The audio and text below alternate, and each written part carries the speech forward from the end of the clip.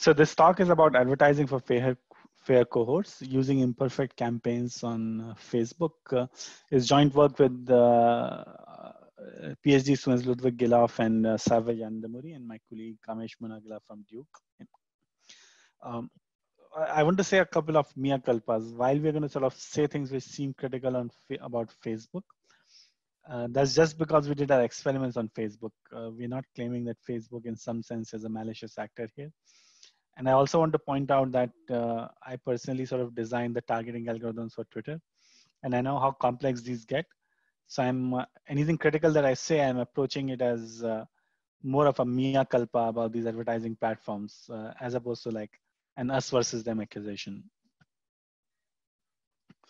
So in online public engagement processes such as participatory budgeting, which is something we are heavily involved with, a representative cohort is often desired. So for example, you might want things which are you might want representation along race, ethnicity, age, gender.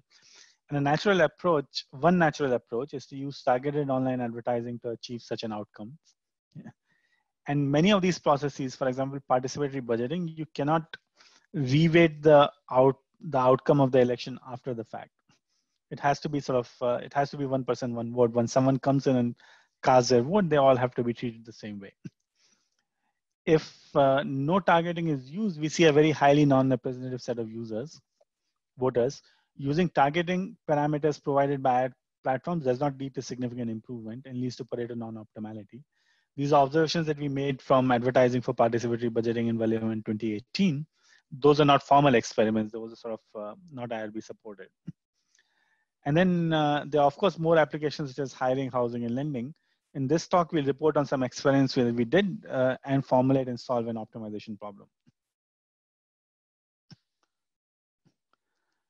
So the different notions of fairness or representative cohort, depending on which phase of advertising we look at. You can have equity of effort, which has to do with using the same amount of budget for a proportional amount of budget for every demographic of interest. We have equity of exposure, which is to make sure that every demographic of interest sees the ad in proportion. So for example, if you want to be fair to men and women, they should both see the ad 50-50. Equity of action, which is how often does someone click.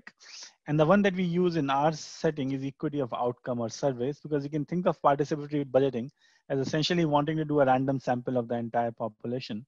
And so equity of outcome, which is how many people actually went and voted on the platform, is the one that we are going for here. Okay. For other definitions, we cannot estimate all the demographics anyway, because the way we estimate a demographic is when someone comes to our website and tells us what the demographic is. So here's what the ad pipeline looks like for participatory budgeting. There's when we advertise, there's a Facebook ad impression. A user clicks on that ad. They come to our website. They complete the ballot for participatory budgeting. Then they fill a demographic survey. We track which campaign was clicked on from Facebook, and we collect the demographic statistics per campaign because the voters submit a demographic survey. Facebook also reports who sees and clicks, but they cannot report who completed the ballot. And of course, we don't trust Facebook's reports as much as we trust our own surveys. We adapt budgets for demographically targeted campaigns. And so we hope to use that to achieve equity, and we treat the platform like a black box. And this last thing of treating this platform like a black box is a design choice that we make. In this work, we're taking an advertiser-centric approach as opposed to a platform-centric approach. We're focusing on what the advertiser can do to achieve a representative cohort, not what the ad platform like Facebook could do. Okay.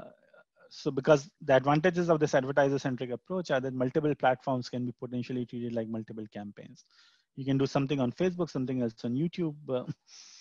For the equity of outcome, a platform-centric approach is unlikely to work, since to even know which people are voting, we'd have to allow Facebook or Google to put a tracking pixel on the voting page, which is highly undesirable.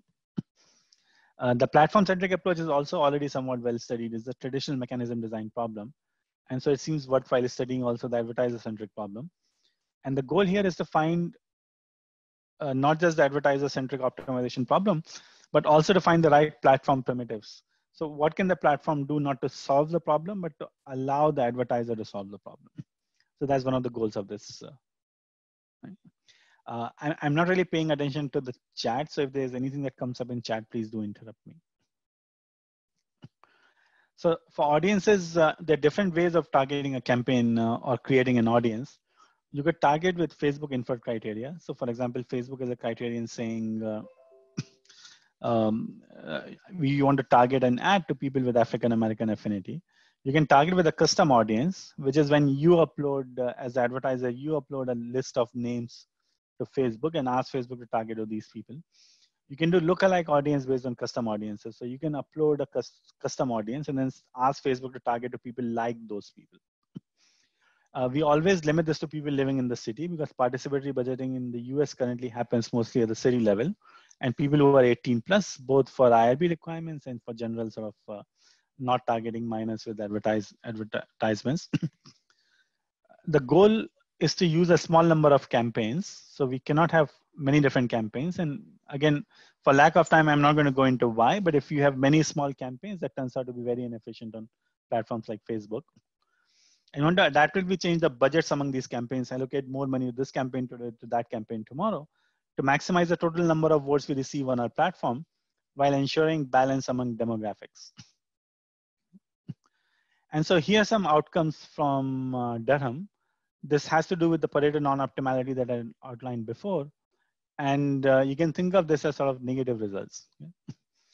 And so some of these, you can think of much of these as negative results, and then there's something which is positive results, which I'll point out. So in the general population, right, if we just don't do any targeting, we just target the general population, which is the first heading here, we get 15% African American votes, 3% Hispanic votes, and 82% votes which are other, neither African American nor Hispanic. But the important thing to focus on is this highlighted brown figure, which is PAA equal to 0.029. This is the number of votes of type X5 per dollar spent. So PAA equal to 0.029 means that for every dollar that we spent on the general population campaign, we got 0.029 African American votes. Now look now at row number C, which says when we target to people with African American affinity using Facebook's targeting criteria, we get less than half as many African American votes per dollar. But we get a slightly bigger proportion of African American votes. So if we compare C versus A, you can see that campaign C gave us 22% African American votes, as opposed to campaign A, which gave us 15%. But campaign C gave us fewer African American votes per dollar spent than campaign A. And what that suggests is that you cannot have, if you want to balance, if you want to come as close to being balanced among African American voters and the general population voters, you'll have to have something which is Pareto non-optimal, which means that if you want demographic representativeness in this setting, you would have to have fewer African American votes and fewer white votes. And that just doesn't seem right, that in the quest for sort of demographic representativeness, you're actually being worse to both demographics. So, and then the fourth row is sort of where what's a little bit more promising.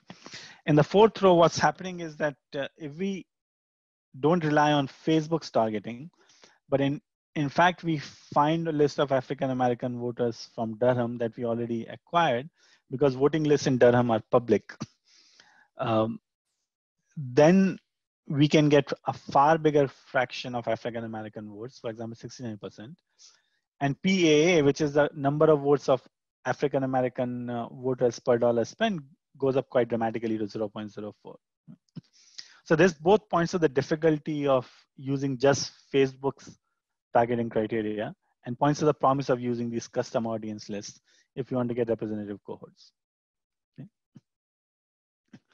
So of course, so the big challenge, like I mentioned, is low precision with Facebook's targeting. It had very low precision for both race, and I showed you the race numbers, but also had very low precision for education. In fact, for both of them, it's better to sort of just not do anything. Don't target by race and don't target by education. Just spend your money on the general campaign, and you get better outcomes for both race and education. You get more African American votes per dollar spent in a general campaign as opposed to a targeted campaign. Yeah. And so that's the challenge for the advertiser. The challenge for the platform is that if they improve their targeting based on race, then this also could be used by unsavory advertisers to discriminate against minorities. Yeah. And this might also lead to privacy concerns. And so, of course, the possibility that I pointed to is to have that we can get high precision with custom audiences. So in Greensboro, for example, custom audiences using voter lists matched by Facebook to their audience gave very high precision for age and race. I'm not going to go to the numbers because I think it'll take too much time to sort of parse all these charts. But if we extended this to lookalike audience, if we gave Facebook a list of say custom audiences segmented by gender or race or education level, and we asked Facebook to find other people like this, that lookalike audience completely breaks down. So the only solution that we found was custom audiences. In Greensboro, this just again I'm not going to belabor all the numbers, but in Greensboro, the actual population is 59% non-black, 41% black. If, for example, we target, if you look at C4, you can see that